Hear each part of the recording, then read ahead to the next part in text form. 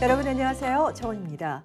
지난주에 자동차 보험 기간 중 변동사항과 변경철에 대한 방송을 보고 많은 분들이 문의를 해주셨는데요.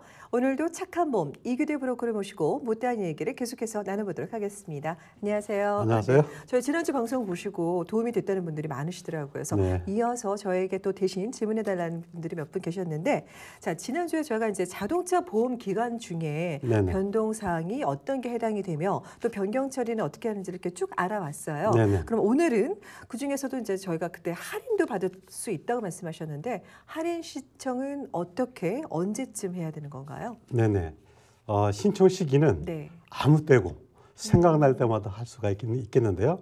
어떤 것이 있는가가 중요하겠죠. 그렇죠, 아무래도. 네, 그러니까 이제 보통 65세에 은퇴 리타이어를 하시는데 60세 때 이미 조기 은퇴를 하셔도 신청할 수가 있습니다. 아, 그렇군요. 네, 보통 5% 정도 할인을 받을 수가 있고요. 큰데요? 네네. 그다음에 이제 스노우 타이어, 윈터 타이어. 네, 그건 알고 있습니다. 여름에도 신청이 가능해요. 여름에도요? 네네. 겨울에 장착하는 그 스노우 타이어 물론 조건이 11월부터 이듬해 3월달까지 꼭 장착을 해야 한다는 조건입니다. 아, 네. 그러니까 조건을 미리 걸어두고 약속을 하는 거군요. 네, 그때 이제 영수증이라든지 사진을 찍어서 보내주면은 여름에라도 그 디스카운트 적용을 해드리고요.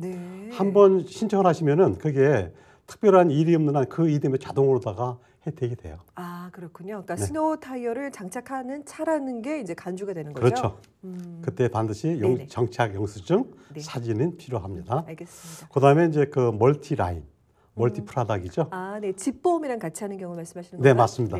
그렇게 하게 되면 보험회사마다 다르겠지만은 10에서 15% 정도 양쪽에서 디스카운트를 받습니다. 양쪽이면 큰데요. 크죠. 네. 그래서 그걸 놓치는 분이 있고 이상하게 따로따로 가입한 분이 종종 있으세요. 혹시나 하는 마음으로 잘 모르셔서들 그러실 거예요. 그렇죠? 근데 어떤 경우에는 합친 것이 더 싼 줄 아는데 합쳤더니 더 비싼 경우가 있어요. 왜 그러죠? 그러니까 어떤 A라는 보험회사가 자동차 보험 싼데 집보험 무지하게 비싼 거예요. 합치면 오히려 더 비싼 경우가 있기 때문에 그러니까 다른 회사를 통해서 가입을 하는군요. 머리를 많이 쓰신 거죠. 그다음에 이제 뭐가 있을까요? 이제 멀티 비클. 아, 그러니까 차량이 여러 대인 경우. 그렇죠. 그렇죠? 이것도 이제 한 10% 정도 디스카운트를 받아요.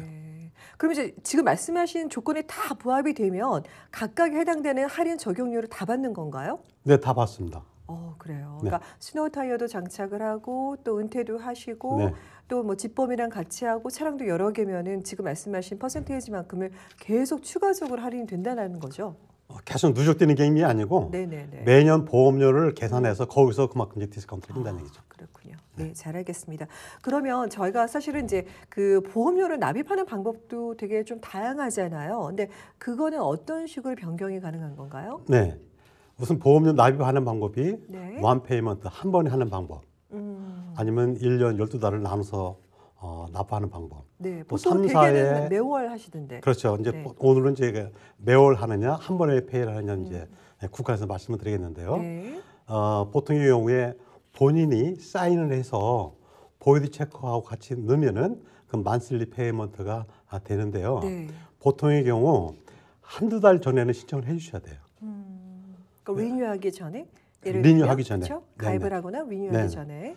그렇지 않아도 뭐 중간에 어카운트가 폐쇄가 돼서 어쩔 수 없는 경우가 있죠. 그렇죠. 그때는 어쩔 수 없이 또 신청을 해서 도와드려야 되겠죠. 알겠습니다. 그러면은 그런 걸로 인해서 할인 적용이 좀 달라지기도 하나요? 네. 그쵸? 원 페이먼트가 기본이에요. 그 보험료는 선불이에요. 네. 그러니까 선불의 그 기간이라는 건 기준은 결국은 1년이겠네요. 1년입니다.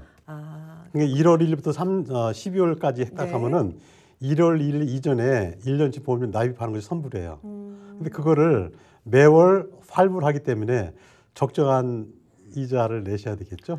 근데 사실 대부분의 소비자 경우는 그걸 간과하실 것 같아요. 그 사실 저만 해도 그런 얘기 처음 들어봤거든요. 만약 그게 가능하다면 사실은 굳이 내지 않아도 되는 이자를 낼 필요는 없잖아요. 통장에 돈이 있다 하면 낼 필요는 없고요. 그러니까요. 참고로 자동차 보험은 1.3% 연, 그다음에 집보험은 약 3% 정도 정도 부과를 합니다. 몰랐던 사실입니다. 그러니까 사실 이제 한 번에 1년치를 보험료를 납입을 하게 되면 한 번에 납입이 되면 결국에는 매월 내야 되는 그때는 이제 적용되는 그 보험 이자라 그럴까요? 세이브할 수 있죠. 알겠습니다.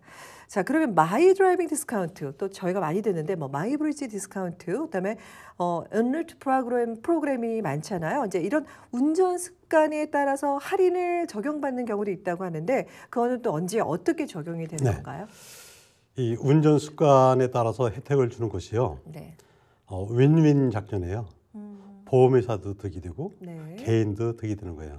이러한 시스템이 유럽에서는 이미 보편화가 돼 있어요. 근데 캐나다는 시작한 지가 뭐 오래되지 않았어요. 그렇기 때문에 차에다가 뭐를 하면은 감시를 당한다고 하는 게 약간 기분이 언짢아하시는 분들이 있는데 실은 그렇지 않아요. 개인 프라이버시가 완전하게 보장이 되는데요. 옛날에는 차에 조그만 그 기기를 부착을 했어요.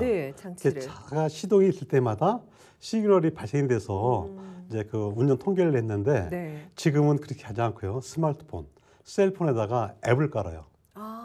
앱을 깔으면은 시동을 걸면 자동적으로 앱이 감지를 해가지고 그래요? 신호를 이제 서로 주고받죠. 그러면 체크 포인트가 뭐냐가 이제 중요하겠죠. 그렇죠. 크게 세 가지로 하죠. 뭐가 되죠? 예를 들면 뭐 운전 습관 급정지 뭐 네, 맞습니다. 또 하나요? 급발진이라고 합니다. 또 하나요? 하나는 모르겠는데요. 운전 거리. 운전 거리도 주행 거리요? 거리도 12시부터 새벽 4시 사이에 그때가 그 가장 사고가 많이 날 수 있는 시간대랍니다. 그 시간대에 운전을 안 하는 걸로 이제 적용이 되면 그렇군요. 근데 이게요. 좋은 점이 또 있어요. 자녀를 둔 가정.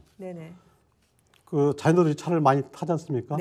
그럼 거기에 어느 정도 감이 잡혀요. 일주일, 뭐 2주마다 그 통계치가 날라오기 때문에. 그럼 부모가 이메일 통해서 받아보면 알아요.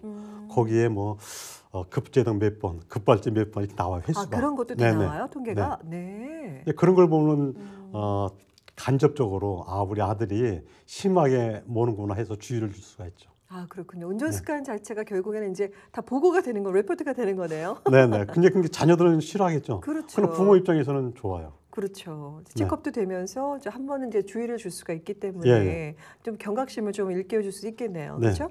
그럼 여기서 이제 얼마만큼 세이브할 수 있느냐가 중요하잖아요. 제일 중요하죠. 포인트는 최고 30%까지입니다. 30%요? 3%가 아니라 30%나요? 근데 지금은 최하는 마이너스는 없어요. 밑져봐야 본전 0%입니다. 그럼 무조건 해야 되겠네요. 무조건 해야죠.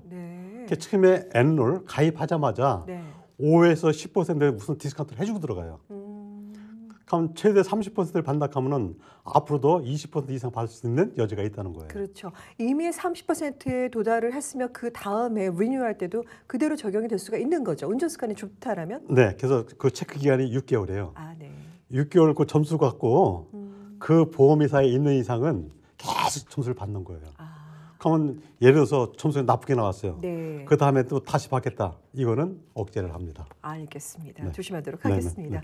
자, 그러면 사실 요즘에는 그 한국에서는 사실 뭐 뉴스를 보신 분들이 많이 다 알고 계실 거예요. 택시 업계와 이제 조금 크게 문제가 돼서 이슈가 되기도 했었는데 그 우버 드라이빙 있잖아요. 뭐 한국에서는 이제 뭐 카카오톡 택시라고 하는데 좀 여기서 지금 많이들 성행하고 있는 우버 드라이빙에 대해서 좀 설명 좀 해주시겠습니까? 그 인터넷이나 여러 사이트에 자세히 나와 있는데요. 오늘은 저희가 관점은 보험, 개인 보험과 우버의 관계니까 그쪽에 초점을 둬서 말씀을 드리겠습니다. 이 우버라고 하는 것은 이제 그 차량을 공유를 한다는 개념은 아니고요. 승차를 공유를 한다는 개념이에요. 그렇죠. 그러니까 차량 소유주가 운전을 해서 그 승객을 원하는 사람을 어떤 모시다 데리는데 그때까지의 그 어떤 영업 행위가 되는 거겠죠. 그렇죠. 그래서 그 우버라는 회사가 그거에 대한 보험을 들어놨어요. 그래서 커머셜 보험을 들어놨습니다. 그래서 만약에 어떤 A라는 사람이 우버 드라이버면은 연락이 오지 않습니까? 그래서 내가 운전하겠다라고 하면 그때부터 체크를 하기 시작하는 거예요. 그래서 끝날 때까지 승객이 하차할 때까지는 우버 보험에서 다 커버가 되는 것이고요. 나머지 그때 외에는 개인 보험으로도 커버가 되는데 중요한 거 한 가지가 있습니다. 어떤 건가요? 얼마 전에 제 클라이언트하고 이제 통화를 하다가 알게 됐어요. 우버를 하고 있는데 저한테 연락을 안 해준 거예요. 그러니까 결국에는 이제 자진해서 신고를 안 한 경우군요. 네. 그러니까 우보회사에서는 틀림없이 당신 개인 보험회사에 신고를 하라고 했었을 거예요. 맞아요. 근데 그분은 보험료가 올라가니까 신고를 안 했던 것 같아요. 그렇게 개인 보험 올라가요. 네. 네. 그런데 요즘 이제 새로 이제 서너 개 회사가 네. 이런 우보를 이제 보험회사들이 이제 억셉트를 해서 제공을 하고 있는데 보험회사마다 조건이 달라요. 네. 어떻게 다르나요? 네. 최근에 그 참여를 한 회사가 있는데요. 거기는 파트타임만 인정을 해요. 아, 그래요? 이게 풀타임이고 파트타임이 있어요. 네. 그러니까 우버 드라이빙의 경우를 말씀하신 그렇죠. 거죠? 네. 그러니까 우버라고 하는 것은 제 생각은 풀타임 개념은 아니에요. 그렇겠죠. 자기의 여가 시간을 이용해서 하는 거잖아요. 네네네. 그래서 이거 이름을 에코노미 쉐어링을 해요. 경제적인 것을 공유하자는 거예요. 네. 그 본래의 목적이 거기에 있습니다. 네네. 그런데 그거를 망각하고 잊어먹고 안 해줘가지고 나중에 알게 돼서 바로 신고를 해줘가지고 불이익을 당하지 않도록 조치를 취했는데 네. 오늘 참 기회가 좋은 것 같아요. 이번 기회에 혹시 우보에 가입을 해서 드라이빙을 한 사람들은 꼭 각자 그 보험회사에다가 알리셔야 네네. 돼요. 그러니까 우버 드라이빙을 위한 그 회사에서 드는 인슈런스가 아닌 개인 자동차 보험에 신고를 하란 말씀인 거죠? 하는데 네. 모든 보험회사가 다 그거를 우보를 받아주는 거 아니라는 거예요. 네. 일부 회사만 하기 때문에 네네. 자기 보험회사가 우보를 인정을 하는지를 먼저 체크를 하셔야 돼요. 네. 그럼 방금 말씀하신 것처럼 지금 우버의 경우가 대부분은 사실은 그게 풀타임이 될 수가 없다라고 하셨잖아요. 그럼 파트타임과 풀타임 그 개념에 대해서 좀 더 자세하게 좀 설명해 네네. 주시겠어요? 처음에 나왔을 적에는 40시간이 넘어가면은 풀타임, 네. 40시간 미만이면은 파트타임으로 해가지고 풀타임은 주로 억제를 했어요. 네. 근데 그렇게 되면 이제 부작용이 생겨서 새로 발생되는 후발주자의 보험회사들은 20시간으로 이렇게 정하는 게 보여요. 아, 그래요? 그러니까 20시간 이상이 되면은 풀타임이에요? 아니요.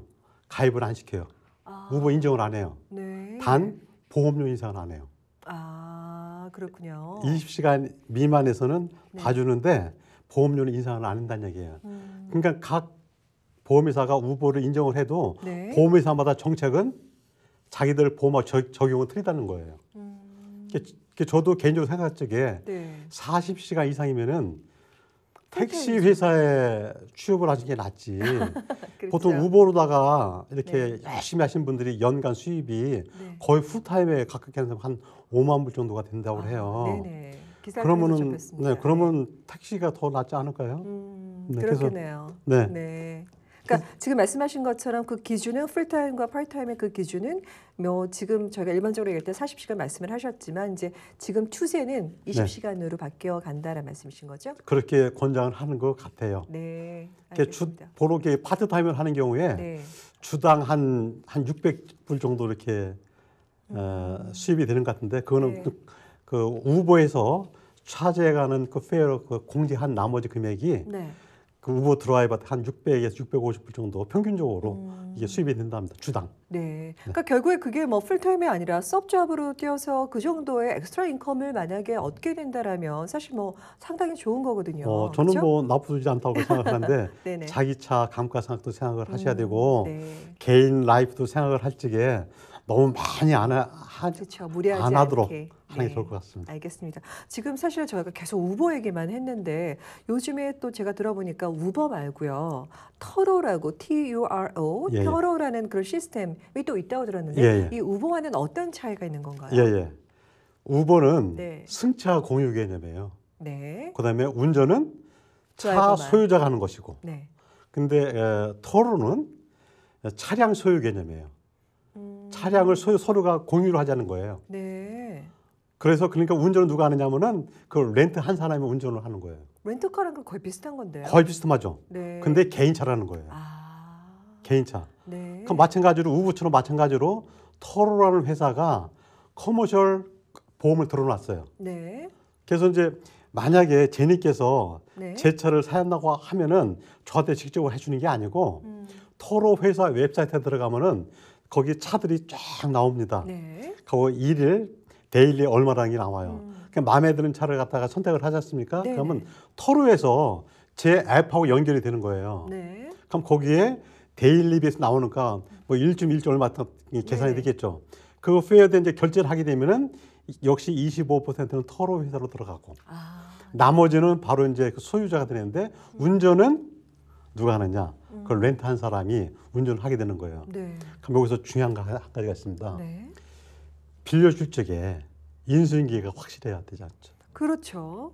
만약에 그 렌트 기간에 사고가 생기고 아니면 스크래치가 나면은 그거는 개인 보험료 커버 안 해준다는 얘기죠. 네네. 그러니까 인수인계를 잘 하셔야 되고 또 받을 적에 확실해 받아서 깔끔하게 그렇죠. 부작용이 나타나지 않도록 해야 될 것 같습니다. 네. 바로 그러한 개념이 있는데 다시 한번 정리를 하면은 우버는 승차 공유 개념이고요. 네. 터로는 차량 공유 개념이고 우버는 소유자가 운전을 하는 것이고 터로는 렌트하는 사람이 운전을 하는 것이고 터로는 보험에 영향을 받지 않고요. 네. 그다음에 우버는 개인 보험에 영향을 줍니다. 알겠습니다. 크게 세 가지로 대별할 수가 있죠. 네. 지금 상당히 복잡한 듯 하면서도 사실 이렇게 듣는 순간에는 이해가 됐거든요. 근데 약간씩은 차이가 있는 것 같아요. 말씀하신 것처럼 제일 중요한 거는 아무래도 그게 아닌가 싶어요. 이제 차량을 공유하는 거는 터로고요. 그렇죠? 그리고 이제 승차를 공유하는 거는 우버고요. 예. 제가 정확히 알고 네, 있죠? 맞습니다. 네, 알겠습니다. 그러면 이제 마지막으로 보험 기간에 변동 사항이 발생을 하면요. 그 발생하는 그 즉시 바로 보험료에 적용이 되는 건가요? 네, 예리한 질문이시네요. 그렇죠. 제일 중요하거든요. 네네. 보통의 경우 일반적으로 네.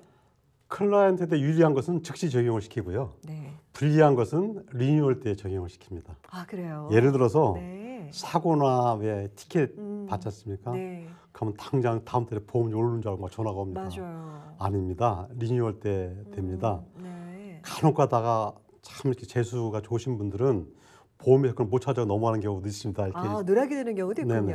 어차피 한 대 모아 있는 걸 보험에서 찾아오는 거거든요. 자기네 클라이언트들은. 그때 네. 매치가 안 되면은 모르는 거예요. 그렇군요. 그런 그러니까 뭐 자진해서 얘기할 필요는 없겠네요. 그렇죠. 네, 그렇게 되고 말씀하신 것처럼 이제 지금 뭐 그거는 나중에 되는 거고 그리고 클라이언트 유리한 입장에서 적용이 되는 거는 즉시. 그 즉시 네. 발효가 되는 거죠. 네네. 네. 그럼 마지막으로 우리 시청자 여러분들께 다시 한번 좀 당부하고 싶은 말씀이 있으시면 네네. 자동차 보험 관련해서 네. 한 말씀 해주시죠. 지난 그 1월 1일부터 네네. 그 부주 운전해가지고 규정이 많이 바뀌어가지고 아주 뜨거운 이슈였잖아요. 네네. 지난해도 계속 네, 우리가 맞습니다. 방송을 했었고요. 네. 근데 그것이 이제 일반 규정 그렇게 바뀌었는데 보험회사에서도 보험료에 영향을 줘야 되잖아요. 그렇죠. 근데 지금까지는 어떤 뭐 계몽기간 비스듬하게 네. 그렇게 크게 다루지 않았어요. 보험회사에서. 네. 근데 이제 지난 4월 1일부터는 네. 본격적으로 보험료에 심하게 적용을 시켰어요.